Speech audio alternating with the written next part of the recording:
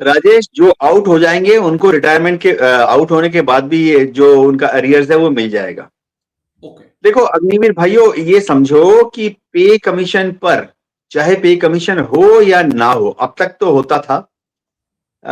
फिर सरकार ने थोड़ा मन बनाया कि पे कमीशन नहीं करेंगे, लेकिन दोनों ही हालत में तनख्वाह बढ़ती है। ये बस जल्दी आएगा। इन्होंने बोल देना जी फिटमेंट फैक्टर 2.3 1 जुलाई से लागू, और ओके, सबको लेकिन 1 जनवरी से अरियर मिल जाएगी। बड़ी मोटी मोटी बात। Sir Jai Hind. Group captain UK Devnath sir, Jai Hind. बहुत बहुत शुक्रिया समय देने के लिए। Thank you sir. Jai Hind Rajesh. Thank you sir, आपने समय दिया। दरअसल 8वां वेतन आयोग, उसका इंतजार लगातार बढ़ता जा रहा है। खबरें तो यहां तक हैं कि भाई 1 जनवरी 2026 से वो लागू हो चुका है, और जब मिलेगा तब जेब भरकर पैसा मिलेगा। लेकिन पूरी दुनिया की नजरें, खासकर एक्स सर्विसमैन की, सर्विंग सोल्जर्स की, या हमारे अग्निवीर भाइयों की, इस बात पे है कि फिटमेंट फैक्टर क्या रहता है, और ये जो 8वां वेतन आयोग है, इसका फायदा अग्निवीरों को मिलता है या फिर नहीं मिलता है। पहले तो मैं आपसे यह समझना चाहूंगा सर कि कब तक 8वां वेतन आयोग जो है उसके तहत हमारे अकाउंट में पैसा आ जाएगा। सबसे बड़ी बात तो यह है, बड़ी बड़ी बातें छोड़िए, मैं सिर्फ यह समझना चाहूंगा कि कब ये आएगा कि क्रेडिट इतना इतना आपके अकाउंट में भारत सरकार की तरफ से कर दिया गया। राजेश, 1 जुलाई। ओके। 2029, 28, 27। 2026। ओके, मतलब 2026 में जो पैसा है 8th पे कमीशन का, आपका कहना है कि वो बढ़कर सैलरी आना शुरू हो जाएगी। एरियर हो सकता है बाद में आए, या एरियर पहले आएगा, बाकी चीजें जो है सैलरी बढ़कर बाद में आएगी सर। राजेश, हो ये रहा है कि पहले तो सरकार आज से 3 साल पहले, 2 साल पहले इस तरह के बयान दे रही थी कि 8 पे कमीशन करेंगे ही नहीं, जी बस ऐसे ही सबका बढ़ा देंगे। बाद में जब सरकार के अपने ट्रेड यूनियंस ने, यानी रूलिंग पार्टी के अपने ट्रेड यूनियंस ने दबाव डाला, तो 8 पे कमीशन को सरकार ने गठित किया, बहुत देरी से गठित किया। अब जब 8 पे कमीशन गठित हो गया है, ये याद रखना पड़ेगा कि 8 पे कमीशन अलग अलग डिपार्टमेंट से पहले पहले फीडबैक लेता था।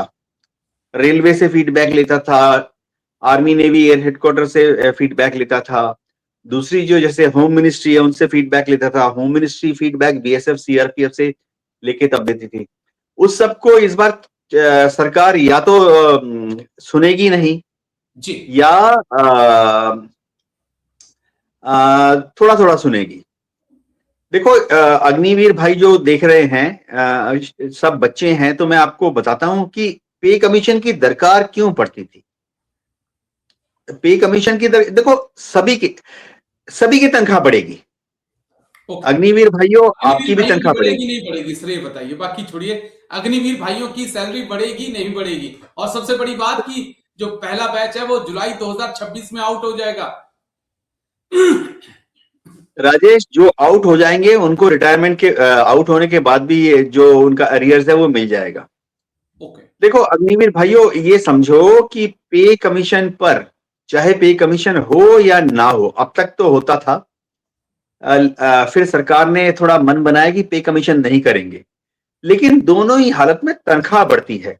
और अग्निवीर भाइयों को मैं बताना चाहता हूं कि डरने की कोई बात नहीं है, क्योंकि हमारी तनख्वाह हमसे ज्यादा जो दूसरी मिनिस्ट्रीज हैं उनके जो ट्रेड यूनियन है, देखो कांग्रेस पार्टी की अपनी ट्रेड यूनियंस है जी सरकारी महकमों में, ठीक है। बीजेपी की अपने ट्रेड यूनियंस हैं जो कि सरकारी महकमों में काम करती हैं।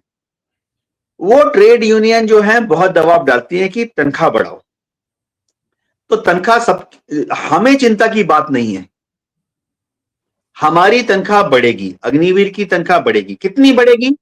उतनी ही बढ़ेगी जितनी सिविलियंस की बढ़ रही है। सरकार जो है वो देखो, आईएएस अफसर की तनख्वाह क्या बढ़ाएगी? बढ़ाएगी। बिल्कुल। जितना उनकी बढ़ेगी बाकियों की भी बढ़ जाएगी। सरकार क्या section officer, LDC, UDC, Agniveer भाइयों को पता नहीं होगा, लोअर डिविजनल क्लर्क, अपर डिविजनल क्लर्क, सेक्शन ऑफिसर्स, इनकी तनख्वाह बढ़ाएगी? दूसरी मिनिस्ट्रीज में, जाहिर बात है बढ़ाएगी। तो जितनी उनकी बढ़ेगी उतनी हमारी बढ़ जाएगी। कोई पे कमीशन ऐसा नहीं कर सकता कि बाकी सरकारी मुलाजिमों की तनख्वाह बढ़ जाए और फौज की या अग्निवीर की ना बढ़े। ओके। अब पहले पहले देखो, एक बैकग्राउंड बताता हूं 3 वाक्य में। पहले पहले पे कमीशन में 2-2-3 साल क्यों लग जाते थे? जी। क्योंकि हर एक डिपार्टमेंट अपनी आपसी खींचतान करता था। आर्मी बोलती थी कि हमारे को ज्यादा दे दो, बीएसएफ बोलती थी कि बीएसएफ को ज्यादा दे दो। जी। ठीक है। विदेश मंत्रालय में जो एलडीसी यूडीसी सेक्शन ऑफिसर हैं वो कहते थे कि विदेश मंत्रालय को ज्यादा दे दो, क्योंकि विदेश मंत्रालय का काम बहुत ही कठिन है, दुनिया के देशों से डील करना पड़ता है। तो वो खींचातानी सरकार ने खत्म कर दी है। ओके।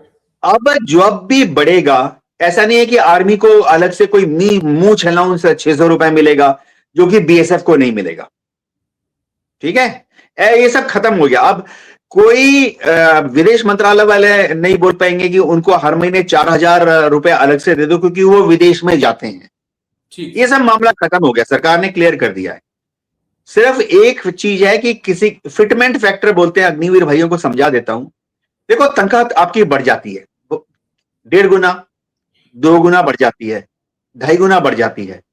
1.5 गुना बढ़ गई तो फिटमेंट फैक्टर 1.5, 2 गुना बढ़ गई तो फिटमेंट फैक्टर 2.0, 2.5 गुना बढ़ गई तो फिटमेंट फैक्टर 2.5। ये सरकार तय करती है कि महंगाई कितनी हुई, मूलतः महंगाई कितनी हुई। बिल्कुल सर। पुराने समय में समय लग जाता था, क्योंकि समझो एक मंत्रालय है, समझो जिसमें साइंटिस्ट हैं, साइंस मिनिस्ट्री समझो, जी। वहां पे साइंटिस्ट और उनके जो टेक्निकल ऑफिसर्स हैं और जो टेक्निकल असिस्टेंट हैं, जैसे हमारे यहाँ होते ना नायक और हवलदार, जी। Ministry of science and technology में उनको बोला था टीए, टेक्निकल असिस्टेंट। वो होते हैं हमारे 2 फीते 3 फीते के बराबर। वो कहते हैं नहीं नहीं नहीं, क्योंकि हम टेक्निकल में हैं, हम साइंटिस्ट हैं, तो हमारी तनख्वाह सबसे ज्यादा बढ़ाओ हमको, क्योंकि हम दूरबीन से देखते हैं तो हमारे को दूरबीन से देखने के 1500 रुपए अलग दे दो। कोई बोलेगा क्योंकि हम केमिकल टेस्टिंग कर रहे हैं तो केमिकल टेस्टिंग के हमें 7,500 रुपए ज्यादा दे दो। इस तरह की धींगा मस्ती चलती थी। नेवी, इंडियन नेवी बोलती थी कि क्योंकि हम समुद्र में जाते हैं तो हमारे को समुद्र का अलाउंस 5,000 रुपया दे दो, जो कि जाहिर बात है आर्मी को नहीं मिलेगी। एयरफोर्स बोलती थी कि क्योंकि हम हवाई जहाज उड़ाते हैं तो हमें 12,000 दे दो, जो जाहिर बात है नेवी को नहीं मिलेगी, आर्मी को नहीं मिलेगी।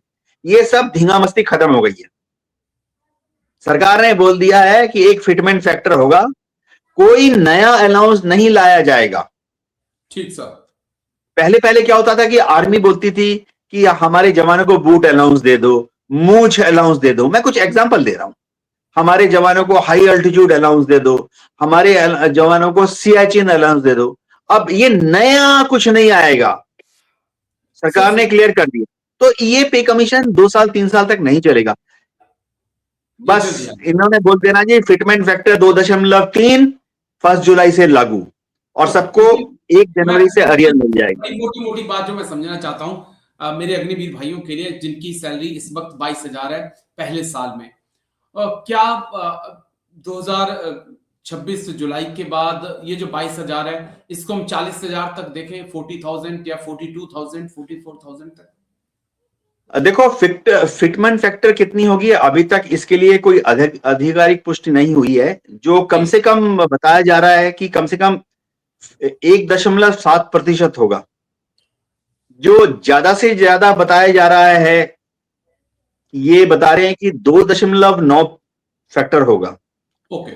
तो चाहे 1.7 हो या 2.9 हो, ये सब जो आंकड़े हैं ये है अलग अलग डिपार्टमेंट से जो अफवाहें आ रही हैं। ठीक सर। सरकार ने तुरंत 1 जुलाई को तय कर देना है कि ये है 2.53, खत्म हो गई कहानी। तो मेरे अग्निवीर भाइयों, आप टेंशन में मत पड़िए, आपकी तनख्वाह उतनी ही बढ़ जाएगी, उतने ही गुना बढ़ जाएगी जितने की सिविल के एलडीसी यानी लोअर डिविजनल क्लर्क या यूडीसी अपर डिविजनल क्लर्क की बढ़ेगी, आपकी तनख्वाह बढ़ेगी। ओके, चलिए ये एक अच्छी बात है कि निराशा किसी को हाथ नहीं लगेगी, लेकिन अच्छी खुशखबरी सबको मिलेगी। एक सवाल